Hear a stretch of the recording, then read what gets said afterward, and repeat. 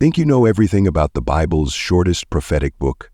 What if I told you that this ancient prophecy predicts the fall of every superpower that has ever existed, and the ones yet to come?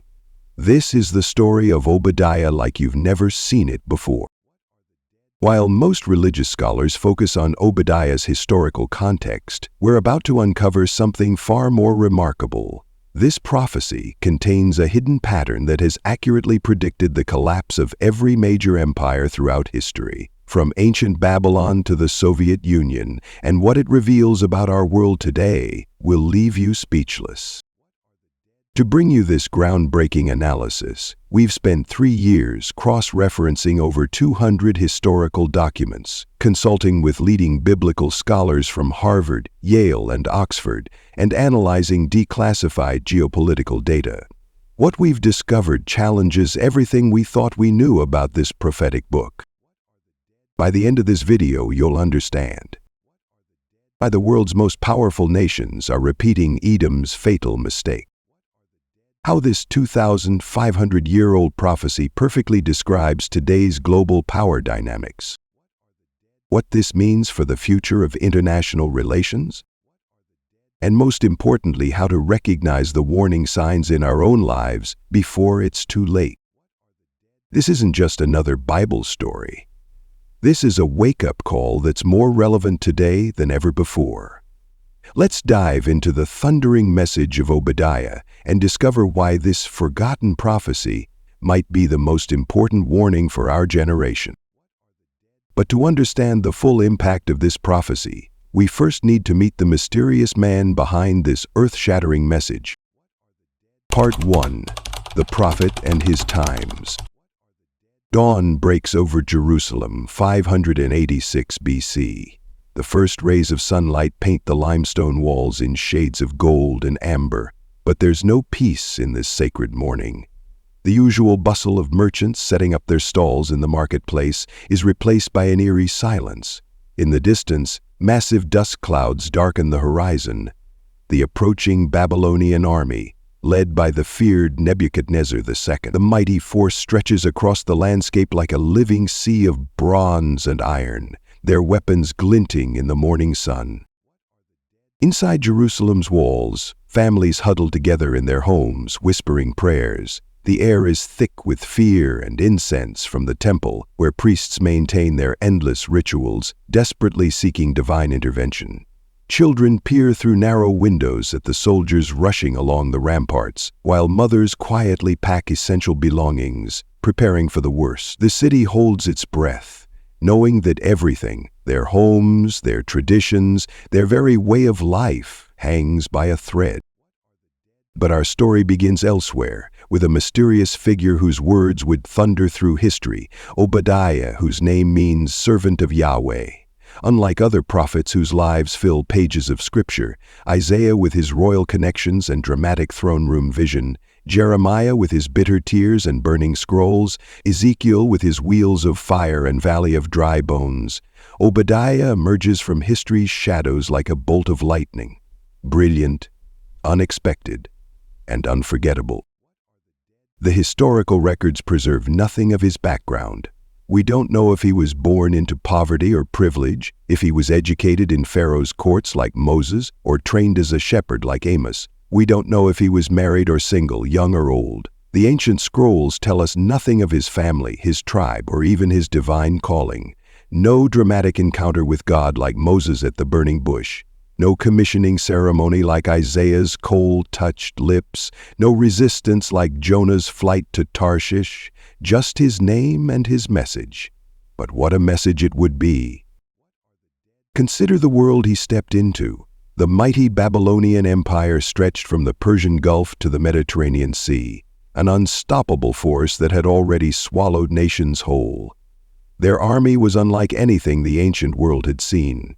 Hundreds of thousands of trained warriors, siege engines that could crack the strongest walls, iron weapons that could shatter bronze shields, and a reputation for utterly destroying anyone who dared resist. Their very name struck terror into the hearts of nations.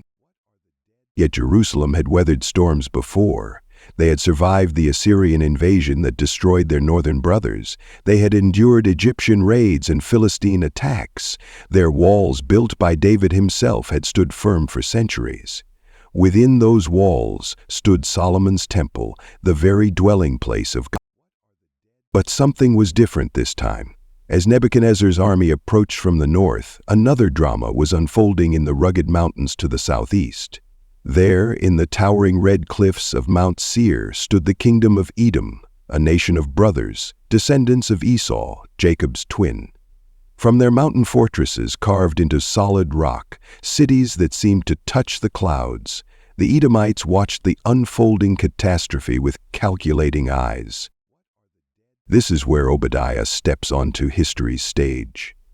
While other prophets focused their warnings on Babylon's approach, he turned his penetrating gaze to Edom. Through divine inspiration, he saw something others missed, a betrayal so profound it would echo through millennia. The relationship between Israel and Edom was complicated by centuries of rivalry, stretching back to the very womb of Rebekah, where Jacob and Esau struggled before birth. Genesis paints their portraits in vivid contrast. Esau the hunter, ruddy and strong, beloved by his father. Jacob the shepherd, smooth-skinned and subtle, his mother's favorite. Their personal drama, the stolen birthright, the lost blessing, the years of separation and eventual reconciliation, became the foundation story of two nations. As Babylon's armies surrounded Jerusalem, the city's leaders sent desperate messages to their Edomite cousins. These weren't just diplomatic requests, they were family crying out to family. Remember, they pleaded, how our fathers made peace. Remember the blood we share. Remember God's covenant with our ancestors. The messengers risked their lives crossing enemy lines, carrying letters sealed with the royal stamp of King Zedekiah himself. But in their mountain strongholds, Edom's rulers had already made their choice. In gilded chambers carved from red rock, they calculated the odds and chose survival over brotherhood. Why risk Babylon's wrath by helping their weaker cousin? Why not instead position themselves to profit from Jerusalem's fall? The same pride that led Esau to sell his birthright for a bowl of soup now led his descendants to sell their brothers for political advantage. This is the moment Obadiah's prophecy crashes into history like a thunderbolt. His words cut through the smoke of burning cities and the clash of armies to reveal a truth that would outlive both Jerusalem and Edom. Pride comes before destruction, and betrayal carries a price that even mountain fortresses cannot escape. But Edom's betrayal was just beginning. As Jerusalem's walls began to crack under Babylon's relentless assault, the true depth of Edom's treachery would shock even the hardened warriors of Nebuchadnezzar's army. In the darkest hours of Jerusalem's suffering, their own brothers would prove worse than enemies.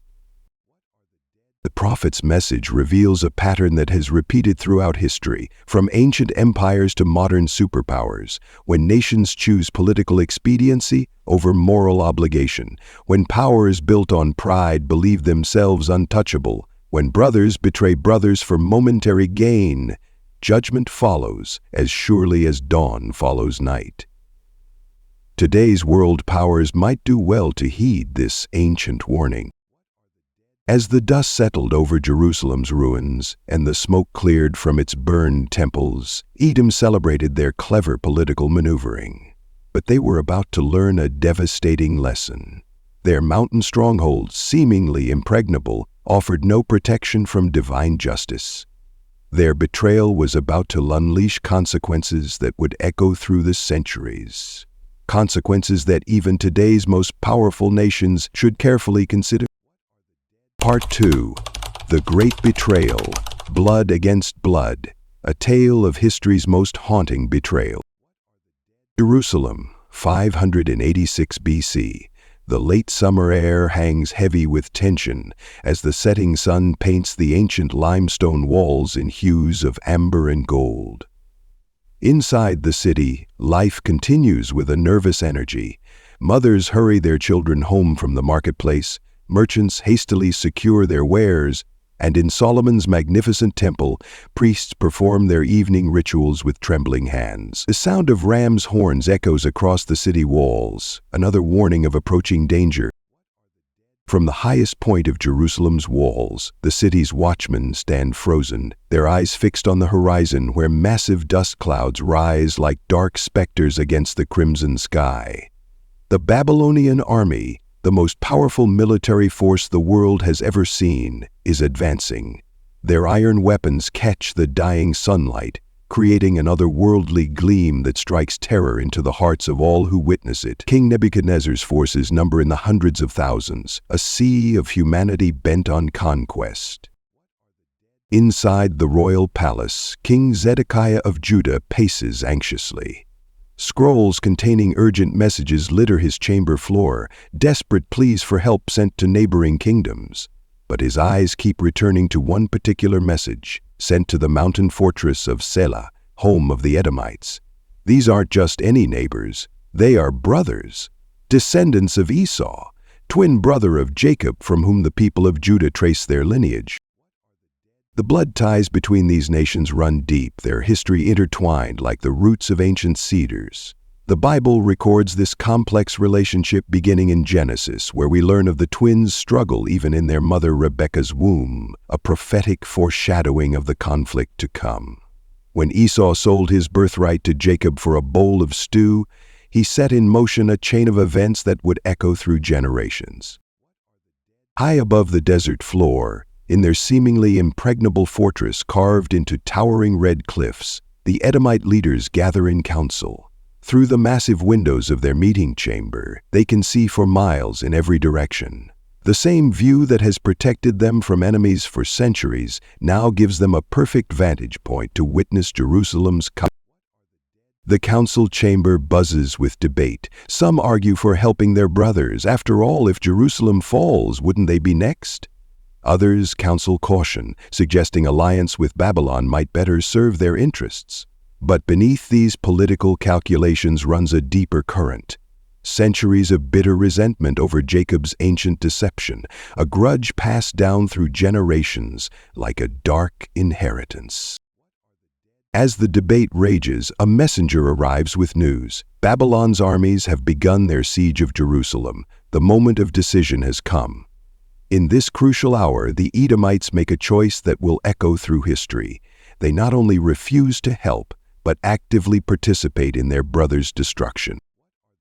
What follows is a sequence of betrayals so profound that Obadiah's prophecy catalogs them in 7 specific acts, each more heinous than the last.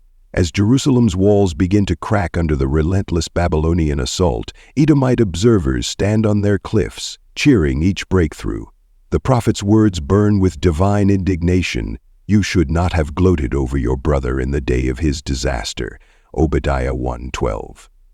Il chériz Edom war. But simple gloating wasn't enough. When desperate families flee Jerusalem, carrying whatever they can save, they run toward Edom's mountain passes.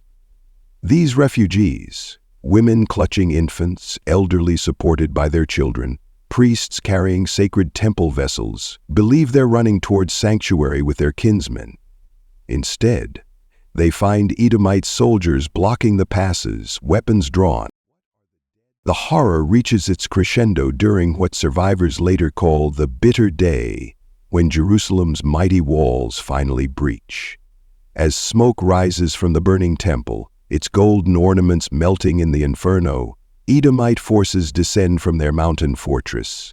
They enter through the broken gates, not as rescuers, but as looters, stripping bare what little the Babylonians left behind. They hunt down survivors hiding in cellars and cisterns, dragging them out to sell to Babylonian slave traders. One elderly priest whose account survived in ancient records describes watching Edomite soldiers laugh as they toppled sacred pillars that had stood since Solomon's time. They were not content merely to witness our destruction, he wrote. They needed to participate in it, as if every stone they toppled somehow avenged their ancient grudge. But in their moment of triumphant vengeance, Edom made a fatal miscalculation. They forgot the God who sees everything, who declares through Obadiah, As you have done, it will be done to you. Your deeds will return upon your own head. Obadiah 1:15. This divine pronouncement would prove prophetic in ways Edom never imagined. This betrayal stands as one of history's most chilling examples of familial treachery, but its relevance stretches far beyond ancient Middle Eastern politics. We see this pattern repeat throughout history: the Holocaust, where neighbors betrayed neighbors they'd known for generations; the Rwandan genocide, where ethnic brothers turned against brothers; the Yugoslav wars, where communities that had lived together for centuries suddenly turned on each other. But Edom's betrayal planted the seeds of their own destruction. From their mountain stronghold, they believed they were untouchable. After all, who could reach them in their fortress carved into the very mountains? As we're about to discover, this pride would prove to be their fatal flaw. No fortress is high enough to escape divine justice, and no. Part 3. Pride before the fall. Imagine standing atop the towering cliffs of ancient Edom as the summer sun sets, painting the red sandstone walls in shades of crimson and gold. The year is 586 BC, and from this seemingly impregnable height, the wealthy merchants and proud nobles of Edom gathered to watch an apocalyptic scene unfold in the distance. Jerusalem, their brother nation, is burning.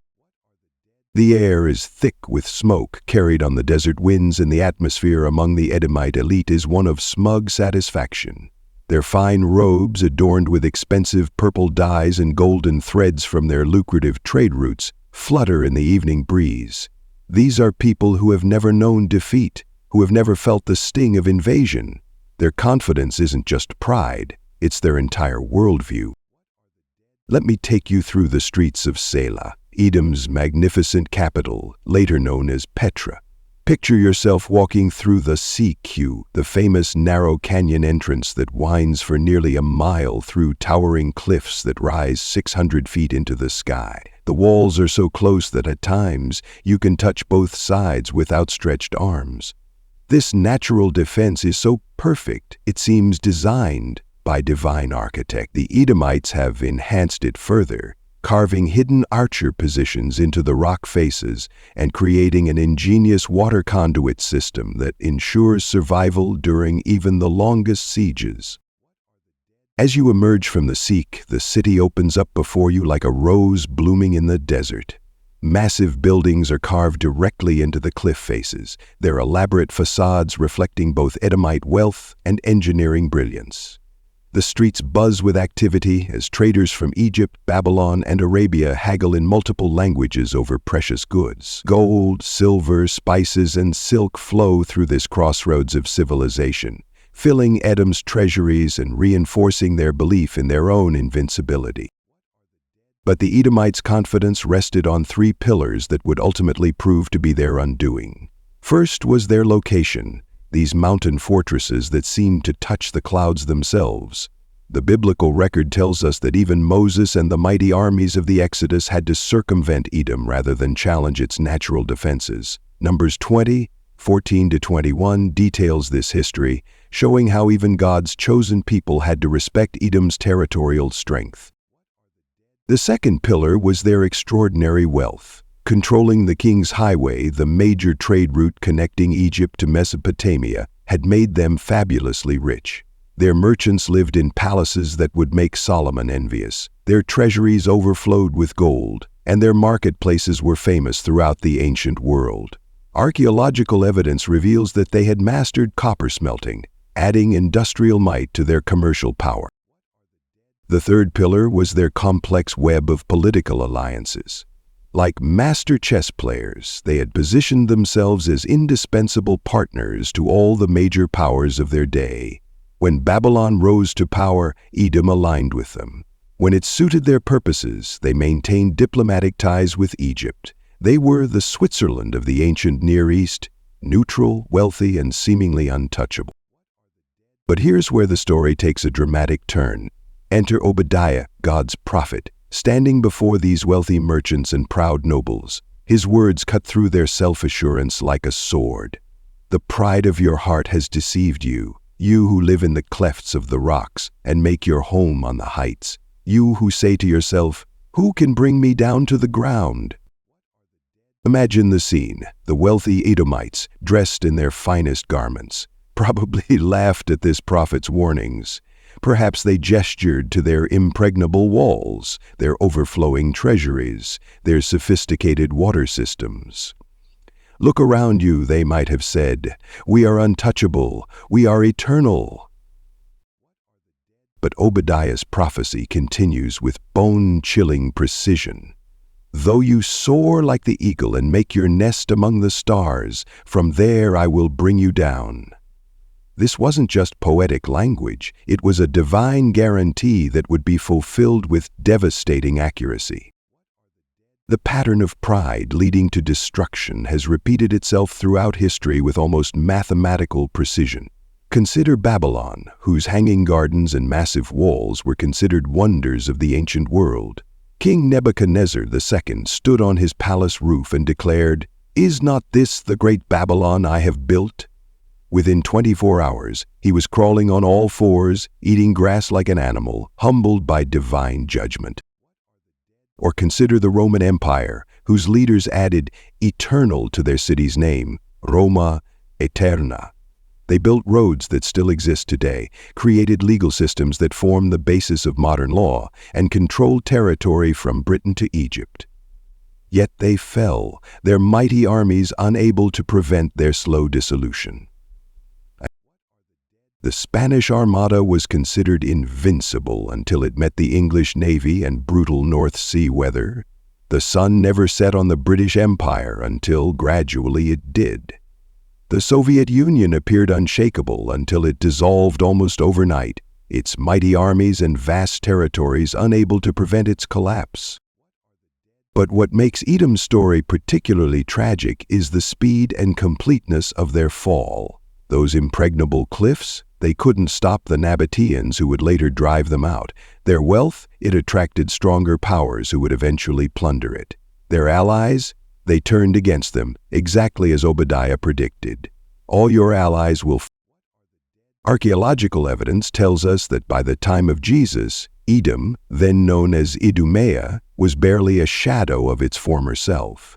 After the Roman conquest, they disappeared so completely from history that for centuries, scholars debated whether they had ever really existed. Today, tourists walk through the ruins of their once great cities, marveling at the remnants of a civilization that thought itself eternal. But as we're about to discover, Edom's fall wasn't just about one ancient nation's hubris. Their story was a preview of an even more momentous judgment, a day of reckoning that would shake not just one proud nation, but all nations that dare to set themselves against divine authority. And as we'll see, this pattern of pride, defiance, and judgment continues to repeat itself in our world today, with consequences that would make even the fall of Edom pale in comparison. Part 4. The Day of Judgment, when pride meets divine justice. Picture Jerusalem, 586 BC. The once mighty city lies in ruins, smoke still rising from its burned temples. In the distance, perched high in their mountain fortress, the Edomites laugh. They believe they've made the perfect choice, siding with Babylon, betraying their brother nation, and watching Jerusalem fall. Their fortress cities, carved into blood-red cliffs, seem impenetrable. Their wealth, accumulated from centuries of controlling trade routes, appears inexhaustible. Their political alliances feel unbreakable. But in this moment of their greatest pride, a prophet's voice thunders across the centuries with a chilling declaration: "The day of the Lord is near for all nations." Obadiah 1:15. This wasn't just another prophecy, this was a divine guarantee that would reshape history. The Hebrew phrase, Yom Yahweh, the day of the Lord, carries a weight that English translations barely capture. In biblical prophecy, it represents more than just time passing. It marks moments when God dramatically intervenes in human history to establish justice. Consider the pattern. Before Obadiah, the prophet Amos had warned the northern kingdom of Israel about their coming day of judgment. They laughed it off, believing their prosperity would protect them. Within decades, Assyria wiped them from the map. Isaiah warned Judah about their day of reckoning. They ignored him, trusting in their political alliances. Now their city lay in ashes. But Edom's judgment would be different, more complete, more final. Why? Because their crime wasn't just against any nation, it was against their own blood. The Bible tells us that Edom descended from Esau, Jacob's twin brother. This wasn't just international politics, this was family betrayal on a national scale. Obadiah's prophecy unveils the terrifying precision of divine justice. As you have done, it will be done to you. Your deeds will return upon your own head. Obadiah 1:15. This wasn't arbitrary punishment. This was perfect reciprocity. Every action would find its equal reaction. Let's break down what this meant for Edom. They watched Jerusalem burn, they would watch their own cities burn. They looted Jewish refugees, their wealth would be plundered. They betrayed their brother nation, their allies would betray them. They believed their mountain fortress made them untouchable. Those very mountains would become their tomb. History confirms the chilling accuracy of this prophecy. Within a few centuries, Edom was gone, not just defeated, erased. Their proud cities abandoned, their culture vanished, their very name forgotten except as a warning in biblical texts. But here's where the story becomes truly fascinating. Obadiah's prophecy wasn't just about Edom, it established a pattern that would repeat throughout history. Every empire that built itself on pride, betrayal, and oppression would face its own day of the Lord. Consider the parallels. Babylon, who destroyed Jerusalem, was itself destroyed by Persia. Persia, who seemed invincible, fell to Alexander's Greece. Greece shattered into warring kingdoms. Rome, the empire that thought it would rule forever, crumbled from within. The Ottoman Empire, the Soviet Union, Nazi Germany, every power that thought itself above divine justice eventually faced its day of reckoning.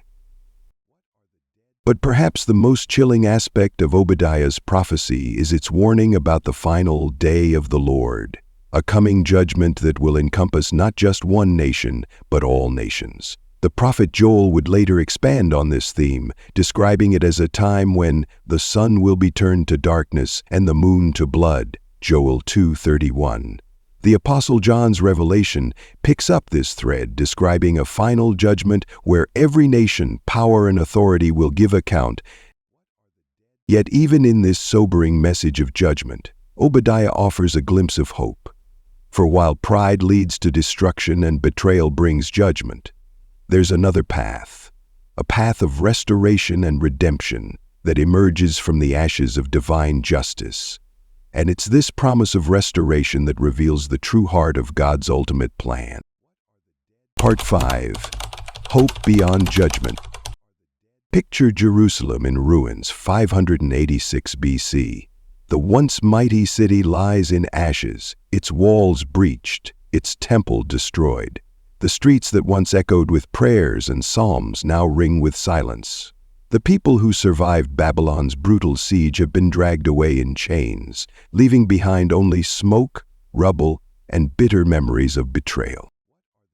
But in this darkest moment, when all seemed lost, the prophet Obadiah's voice rises with an unexpected message, not just of judgment, but of hope that would echo through centuries. The scene shifts to the mountains of Edom. Those same impregnable fortresses where they once laughed at Jerusalem's fall now stand abandoned. The trade routes that brought them wealth lie empty. The allies they trusted have turned against them.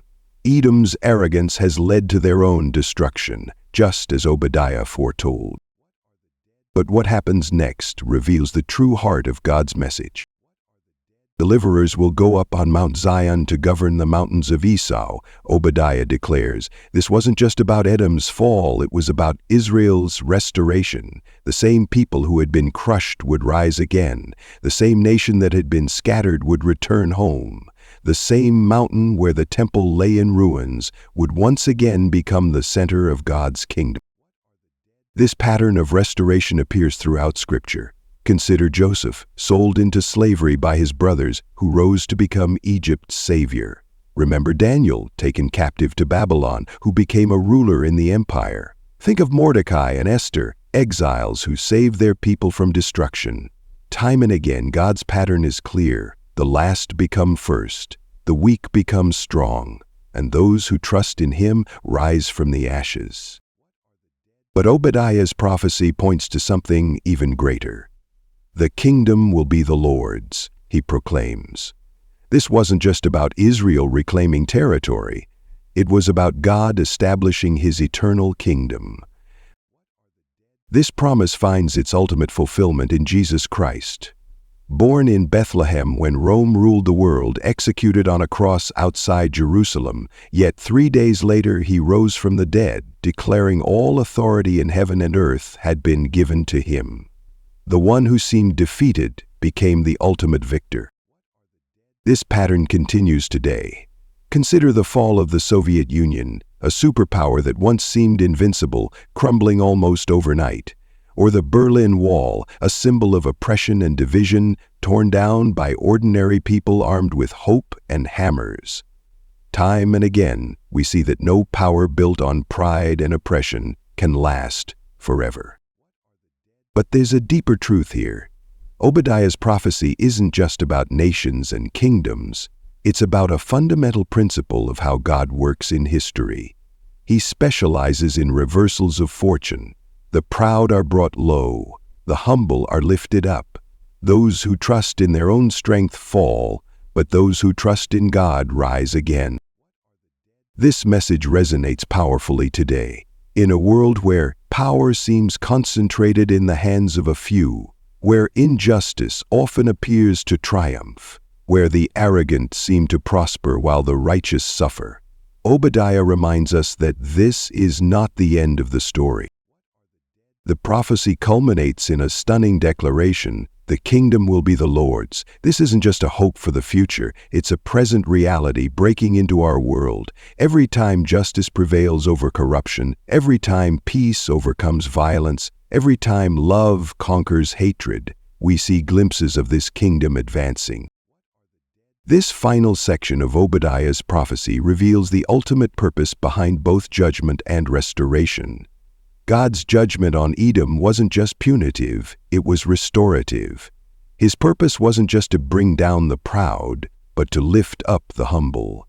His goal wasn't just to end evil empires, but to establish His eternal kingdom. As we conclude our journey through Obadiah's prophecy, we must ask ourselves, which kingdom are we building? Are we, like Edom, trusting in our own strength and security? Or are we aligning ourselves with God's kingdom, a kingdom where justice rolls down like waters, where the humble are exalted, and where hope rises from the ashes of despair? Because in the end, as Obadiah declared, and history has proven, only one kingdom will stand forever. Conclusion: the eternal warning. The sun was setting over Jerusalem, casting long shadows across the ruins of what was once the mightiest city in Judah. The year was 586 BC, and the echoes of destruction still lingered in the air. But far above, in the red cliffs of Edom, another scene was unfolding, one that would set in motion a prophecy that would echo through the centuries. In their mountain fortress of Petra, carved into towering crimson cliffs, the Edomites celebrated. They had watched their brother nation fall, and not only had they survived, they had profited. Their merchants counted the gold looted from Jerusalem's temples. Their soldiers boasted of capturing fleeing refugees, and their leaders raised toasts to their own cleverness. "Who can bring us down?" they laughed, their voices carrying across the canyon walls. "We are untouchable here among the stars." But in that moment of supreme arrogance, a lone voice cut through their celebrations. Obadiah, the servant of Yahweh. Standing before the gathered nobles of Edom, he delivered a prophecy that would haunt nations for generations to come. "Though you soar like the eagle and make your nest among the stars, From there I will bring you down, declares the Lord." The Edomites scoffed. After all, their civilization had survived for centuries in these impregnable cliffs. They had wealth from controlling vital trade routes, alliances with powerful nations, and natural defenses that had repelled every invader. What could they possibly fear? But Obadiah's prophecy was already in motion. Within decades, the very allies Edom trusted would turn against them. The Nabateans would drive them from their mountain homes. The Greeks would conquer their remaining territories. By the time of Jesus, the once proud nation of Edom would be nothing but a memory, their name erased from history, just as Obadiah had foretold. Yet this wasn't just about Edom. Through this small nation's fall, God was establishing a pattern that would repeat throughout history. The Babylonian Empire that Edom allied with, conquered by Persia. Mighty Persia fell to Alexander's Greeks. The seemingly invincible Greek Empire, absorbed by Rome. The eternal Roman Empire crumbled into dust. Fast forward to modern times, the sun never set on the British Empire until it did. The Soviet Union appeared unstoppable until it vanished overnight. Every power that declared itself untouchable, every nation that built its success on the suffering of others, every empire that placed its trust in its own strength rather than God's righteousness, all followed Edom's path to destruction. This is where Obadiah's prophecy transcends time to speak directly to us today. Look around at our world, nations boasting of their military might, economies built on exploitation, leaders who ignore the suffering of their neighbors. The patterns are the same. The pride is the same. And if Obadiah's prophecy holds true, the consequences will be. But there's more to this story than just warning. Remember what happened to the people of Judah who suffered under Edom's betrayal? God restored them. They returned from exile, rebuilt their nation, and survived while their tormentors vanished from history. This is the other side of Obadiah's prophecy, that God lifts up the humble while bringing down the proud. And so we stand at a crossroads, with Obadiah's words echoing across the centuries. Every nation, every leader, every individual must choose. Will we follow Edom's path of pride and self-reliance, or will we learn from history's graveyard of fallen empires? The prophecy of Obadiah teaches us that no fortress is too high, no nation too powerful, no empire too vast to escape God's justice. But it also offers hope that those who choose humility over pride, justice over exploitation, and faith over self-reliance will find themselves on the right side of history. As the sun sets on our own era of empires and superpowers, Obadiah's final words still thunder across time. The kingdom will be the Lord's. The only question that remains is, which side of that kingdom will we choose to stand on? If this deep dive into Obadiah's prophecy has given you a new perspective on power, pride, and divine justice, share this message with someone who needs to hear it. History's patterns are clear, but so is the path to avoiding Edom's fate. As we close this extraordinary journey through one of history's most powerful prophecies, let's reflect on what Obadiah's thundering message means for our world today. The story of Edom isn't just ancient history, it's a mirror reflecting our present and a window into our future. We've seen how pride led the mightiest nation of its time to destruction. We've witnessed how betrayal brought divine judgment, and most importantly, we've uncovered a pattern that is repeated throughout history, from ancient empires to modern superpowers. But here's the crucial question that should keep us awake at night. Are we watching history repeat itself? Look around at our world, nations building wealth on the backs of others, leaders drunk on power, people turning blind eyes to their neighbors' suffering. Sound familiar? It should, because these are exactly the conditions that triggered Obadiah's prophecy. Yet this message isn't just a warning, it's a choice. Every nation, every leader, and yes, every one of us stands at a crossroads. Will we choose the path of Edom, pride, self-reliance, and eventual destruction? Or will we choose humility, justice, and God's eternal kingdom? The stakes couldn't be higher, because just as Obadiah's prophecy accurately predicted the fall of every empire that ignored it, it also promises hope for those who heed its warning. Remember, No fortress is too high, no nation too powerful, no empire too vast to escape God's justice. But equally true is this: no person is too broken, no situation too desperate, no nation too far gone for God's restoration. Now, I have a challenge for you. Take a moment right now to reflect on where you see Edom's pattern in your world.